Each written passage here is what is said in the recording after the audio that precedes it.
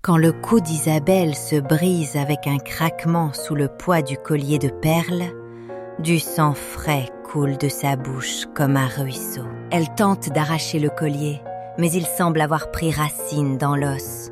Chaque tentative ne fait que resserrer davantage les perles. Dans le miroir, elle voit les silhouettes de toutes celles qu'elle a détruites, debout derrière elle, avec un sourire. Le collier de perles est si lourd qu'il tire sa tête vers le bas, presque touchant le sol.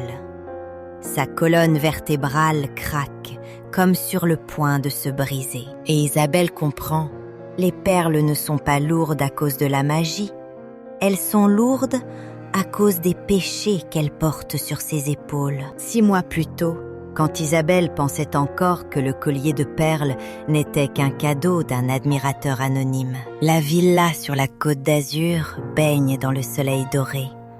Les vagues de la mer clapotent doucement dehors. Isabelle ouvre le paquet mystérieux qui vient d'être livré. Pas de nom d'expéditeur, juste une ligne d'écriture manuscrite à l'encre noire sur une petite carte qu'elle lit silencieusement. Elle ouvre la boîte. Le collier de perles noires repose sur du velours rouge. Chaque perle de la taille d'une cerise, brillante comme si elle était vivante. Isabelle le saisit. Les perles froides comme de la glace, étonnamment légères. Elle le met autour de son cou devant le miroir sans hésiter. Dans le miroir, le collier semble briller légèrement, mais elle pense que c'est juste la lumière du soleil qui se reflète. Le téléphone sonne.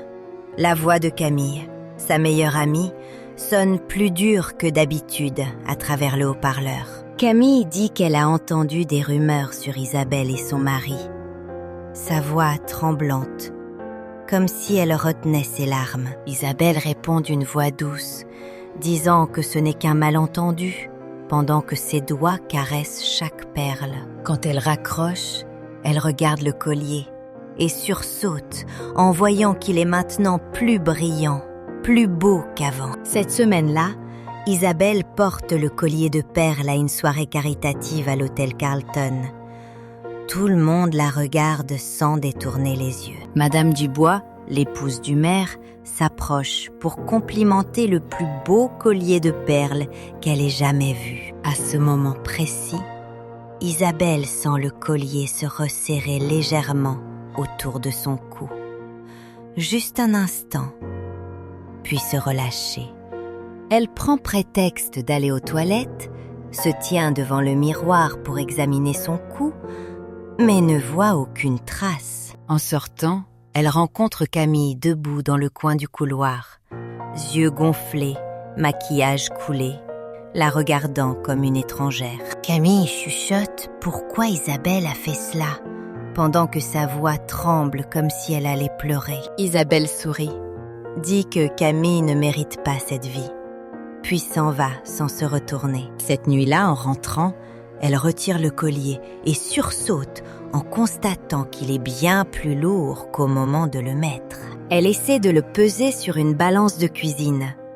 L'affichage montre 847 grammes, alors qu'un collier de perles normal ne pèse que 150 grammes. Elle tape sur Google pour chercher sur le collier de perles noires magiques, mais ne trouve que des articles sur les bijoux de luxe. Mais elle trouve un vieil article de 1923 sur une femme nommée Séraphine, morte étranglée par un collier de perles. Isabelle ferme l'ordinateur, se dit que ce n'est qu'une coïncidence, puis range le collier de perles dans la boîte et le verrouille dans l'armoire. Mais cette nuit-là, elle rêve que Camille se tient au bord du lit, tenant le collier de perles, souriant froidement comme de la glace. Isabelle se réveille, trempée de sueur froide, allume la lumière et soupire de soulagement en voyant la pièce vide, sans personne. Mais sur la coiffeuse, la boîte de perles est grande ouverte, alors qu'elle se souvient clairement l'avoir verrouillée dans l'armoire. Le lendemain matin, Isabelle reçoit la nouvelle que Camille s'est suicidée en sautant dans la mer depuis la falaise de Cap Ferrat. Isabelle reste immobile sur sa chaise, visage sans émotion. Mais sa main serre la serviette jusqu'à la froisser. Elle se lève pour aller dans la chambre, ouvre la boîte de perles, les perles maintenant si brillantes qu'elles reflètent comme des miroirs. Isabelle le saisit. Cette fois, le collier est étrangement léger, comme s'il l'invitait à le porter. Elle le met autour de son cou, devant le miroir. Les perles épousent sa peau froide. Et cette fois, elle ressent une étrange paix. Le téléphone sonne. L'avocat de Camille appelle pour dire qu'elle a laissé un testament léguant tous ses biens à Isabelle. Quand elle raccroche, Isabelle regarde le collier et sursaute en voyant qu'il a maintenant une perle de plus. Elle court dans la salle de bain pour essayer de retirer le collier, mais le fermoir a disparu. Le collier de perles semble soudé en un cercle. Elle utilise des ciseaux pour essayer de couper, mais les ciseaux se cassent. Le collier de perles n'a pas la moindre égratignure. La sonnette retentit. Madame Beaumont, la voisine, vient avec du pain, complimentant le magnifique collier de perles. Immédiatement, le collier se resserre, cette fois plus douloureux. Isabelle tousse pour cacher son souffle haletant. Quand Madame Beaumont part, le collier se relâche. Isabelle s'effondre sur le sol, haletant comme après un marathon. Isabelle comprend la règle. Le collier se resserre chaque fois que quelqu'un le complimente et devient plus lourd chaque fois qu'elle nuit à quelqu'un. Elle se souvient, chaque fois que Camille souffrait davantage, les perles devenaient plus brillantes. Et maintenant que Camille est morte, il y a une nouvelle perle. Cette nuit-là, elle n'ose pas dormir. Assise devant l'ordinateur, cherchant comment briser la malédiction, mais ne trouve rien. Au matin, son visage présente de l'acné rouge, la peau sèche et craquelée. Quelques cheveux gris en plus, comme si sa force vitale était aspirée. Isabelle se souvient de l'article sur Séraphine, décide d'aller à la bibliothèque pour chercher plus d'informations sur le collier de perles maudit. Elle trouve 6 autres cas de femmes depuis 1887, toutes mortes étranglées par un collier de perles noires identique. Toutes étaient de belles femmes de la haute société et toutes avaient vengé des rivales amoureuses avant de mourir. Dans le coin d'un article, il y a une note floue. Le collier ne se brise que lorsque la personne qui le porte abandonne toute haine dans son cœur. 2 semaines plus tard, Isabelle reçoit une invitation à une fête sur le yacht de Madame Laurent, épouse de l'investisseur le plus riche de la Riviera. Isabelle sait que c'est sa dernière chance d'entrer dans la haute société. Elle décide d'y aller, malgré le risque. Cette nuit-là, sur le yacht luxueux au milieu de la mer Méditerranée, lanterne scintillante, musique jazz douce résonnant sur le pont. Isabelle apparaît dans une robe rouge bordeaux, le collier de perles noires se détachant sur sa peau blafarde. Tout le monde la regarde avec stupéfaction. Madame Laurent, femme noble de 50 ans en robe champagne, s'avance pour serrer chaleureusement Isabelle. Elle complimente le collier de perles comme le plus beau bijou qu'elle ait jamais vu et demande où Isabelle l'a acheté. Immédiatement, le collier se resserre violemment.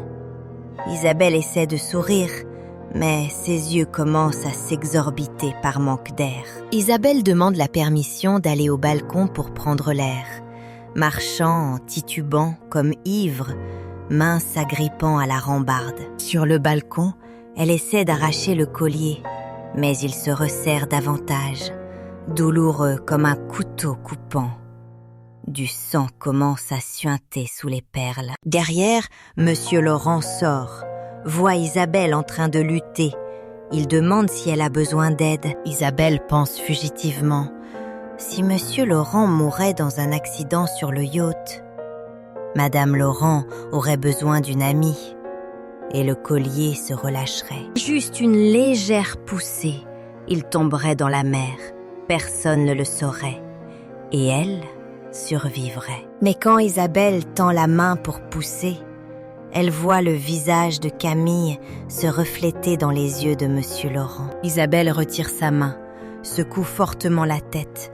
Des larmes jaillissent, chuchotant « pardon » à Camille, bien qu'elle sache qu'il est trop tard. Le collier se resserre soudainement 2 fois plus fort. Isabelle tombe à genoux sur le pont, 2 mains agrippant son cou, ne pouvant crier. Tout le monde accourt, entourant Isabelle, criant pour appeler un médecin. Mais personne n'ose toucher le collier de perles, émettant une étrange lueur bleue. Le médecin essaie de couper le collier avec une pince, mais la pince se casse. Le collier de perles n'a pas la moindre blessure. Isabelle lève les yeux vers le ciel nocturne étoilé, voit les silhouettes de Camille et 6 autres femmes, des vieilles photos, regardant vers le bas. Elle essaie de crier pour demander pardon, mais sa voix n'est qu'un sifflement rauque, du sang moussant de sa bouche. Quand la peau du visage de Madame commence à se détacher, Claire comprend enfin qu'elle vit avec un cadavre. L'os du cou se brise complètement, avec un dernier craquement. La tête d'Isabelle s'affaisse sur le côté, ses yeux toujours grands ouverts, fixant le ciel. Le médecin vérifie le pouls, secoue la tête, annonce qu'Isabelle est morte. Tout le monde silencieux dans le choc. Mais plus étrange encore, après la mort d'Isabelle, le collier de perles commence à se détacher, perle par perle, tombant en cliquetant sur le pont. Total de 40 perles. Ce qui signifie qu'Isabelle a directement ou indirectement détruit la vie de 40 personnes. Une perle roule aux pieds de Madame Laurent. Elle se penche pour la ramasser. Dans la perle se reflète son propre visage. 3 jours plus tard, dans le bureau du notaire, le testament d'Isabelle est ouvert, choquant tout le monde. Isabelle lègue tous ses biens d'une valeur de 8 millions d'euros à la Fondation pour les victimes de harcèlement et de dépression. Et une lettre manuscrite, Isabelle s'excuse auprès de toutes les personnes qu'elle a blessées tout au long de sa vie. Le notaire lit encore, Isabelle écrit qu'elle a reçu le collier de perles comme un test et qu'elle a complètement échoué. 6 mois plus tôt, Isabelle a reçu le collier de perles juste après avoir détruit la carrière d'une collègue innocente. L'expéditeur du collier de perles est en réalité la petite fille de Séraphine, la femme morte en 1923, qui suivait Isabelle depuis longtemps. Marguerite vit recluse dans une petite maison dans les montagnes des Alpes, gardant le collier de perles comme héritage familial sur 7 générations. Elle raconte à la police: le collier de perles est un cadeau d'une sorcière du XVIIIe siècle donné à la première femme de la lignée. La sorcière a créé le collier pour punir les femmes qui choisissent la haine au lieu du pardon, leur donnant une dernière chance de changer. Le collier n'apparaît qu'aux femmes sur le mauvais chemin, les amenant au seuil de la mort, pour les forcer à se confronter à elles-mêmes. Marguerite dit qu'elle a envoyé le collier de perles à Isabelle en espérant qu'elle réussirait. Mais le résultat était prédestiné. La police demande pourquoi ne pas l'avoir arrêtée. Elle répond: le collier de perles décide lui-même qui mérite et qui ne mérite pas. La nuit de la mort d'Isabelle, Marguerite, assise près du feu, sentant que le collier de perles avait accompli sa mission, elle ouvre la vieille boîte en bois.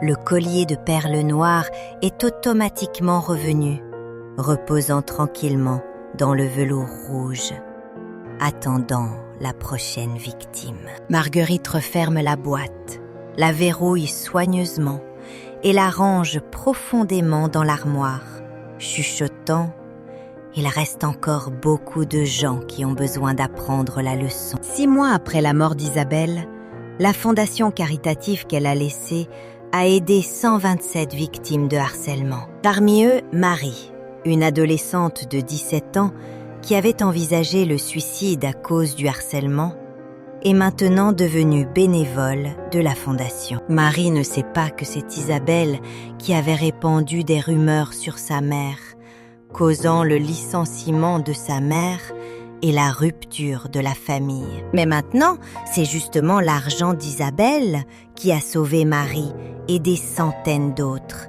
d'un destin tragique. Madame Laurent, qui voulait devenir amie d'Isabelle, est maintenant présidente de la fondation, gérant toutes les activités caritatives. Chaque année, à la date de la mort d'Isabelle, Madame Laurent organise une cérémonie commémorative, non pour louer, mais pour avertir. Elle dit « Isabelle a fait le mauvais choix, mais sa mort nous apprend à faire le bon choix. Pardonnez au lieu de vous venger. » Dans la foule, Madame Beaumont et Madame Dubois sont également présentes. Elles se sont réconciliées après des années de rivalité. Après la cérémonie, tout le monde jette 40 roses blanches dans la mer, chacune pour une victime d'Isabelle, priant pour qu'elle repose en paix. D'en haut, la Côte d'Azur au coucher du soleil, magnifiquement belle. Mais sous cette beauté se cachent tant d'histoires douloureuses. Cabane sur les Alpes, Marguerite assise près du feu, ouvre la boîte en bois. Le collier de perles noires, toujours là, attendant. Elle sort un journal. Dessus, la photo d'une star de télévision célèbre, jeune et belle, riche et cruelle. Marguerite prend un stylo pour écrire sur une carte. Pour la plus belle vengeresse de Paris. Puis, place le collier de perles dans une boîte cadeau de velours noir. Elle appelle le service de livraison express, ordonne l'envoi à l'adresse du penthouse de Chloé à Paris, sans nom d'expéditeur. Quand elle raccroche, elle regarde par la fenêtre les montagnes enneigées, chuchote la prochaine génération. Prouve que tu es plus forte qu'Isabelle. Paris, penthouse luxueux. Chloé boit du champagne, riant fort après avoir ruiné la carrière d'une rivale. La sonnette retentit. Le livreur remet un paquet de velours noir. Chloé l'ouvre curieusement, sans la moindre méfiance. Dans la boîte, le collier de perles noires scintille invitant. Chloé le saisit avec des yeux brillants de cupidité, le mettant immédiatement autour de son cou. Les perles froides sur la peau, Chloé ressent un étrange pouvoir parcourir tout son corps, et elle rit, ne sachant pas ce qui l'attend, ne laissant que l'image du collier de perles noires émettant une faible lueur bleue dans l'obscurité, comme respirant, comme attendant. Le collier ne choisit pas les bonnes ou les mauvaises. Il choisit celles qui ont besoin d'apprendre la dernière leçon sur le pardon. Plage Côte d'Azur. Les 40 roses blanches ont dérivé au loin, se dissolvant progressivement dans l'horizon, emportant les âmes de 40 victimes. Madame Laurent, seule sur la plage déserte, regardant les roses, chuchote. Reposez en paix. Isabelle a payé le prix. Madame Laurent devient un point minuscule au milieu de la vaste plage, entre la mer et le ciel du coucher du soleil, éclatant mais solitaire. La vengeance est un poison dans une belle bouteille. Celui qui le boit meurt avant son ennemi. Seulement le bruit des vagues de la mer clapotant doucement et le dernier soupir d'Isabelle résonnant de loin. Inspiré de la légende du collier maudit du XVIIIe siècle, Côte d'Azur, France. Marguerite Moreau, née en 1943, la gardienne de la malédiction, toujours vivante, toujours en attente. Smartphone vibrant sur la coiffeuse de Chloé, message d'un numéro inconnu. Choisis sagement, tu as 6 mois. Écran du téléphone, les mots 6 mois brillant en rouge. Puis le téléphone s'éteint automatiquement, écran complètement noir.